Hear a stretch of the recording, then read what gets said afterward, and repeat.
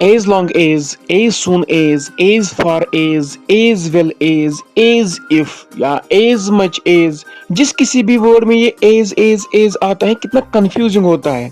ठीक है, तो आज हम इस सारे कंफ्यूजन को दूर कर देंगे। ठीक है, as long as का मतलब होता है जब तक। ठीक है, as long as का मतलब होता है जब तक। Example, as long as I am alive you don't need to worry।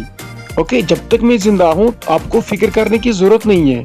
Okay, तो एज दूसरा है एज सून एज, इसका मतलब होता है जैसे ही। ठीक है, जैसे ही। एज लॉन्ग का एज मतलब होता है जैसे ही।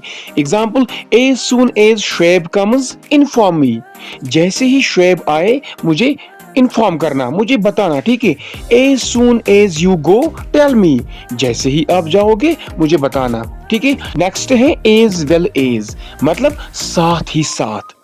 एज वेल एज का मतलब होता है साथ ही साथ। एग्जाम्पल के लिए, I need mangoes as well as bananas. Okay, I need you as well as him.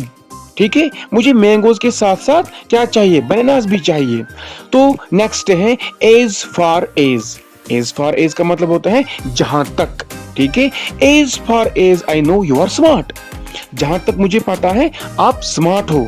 ठीक है, और नेक्स्ट है एज इफ। ठीक है, जैसे कि। एज इफ का मतलब होता है जैसे कि।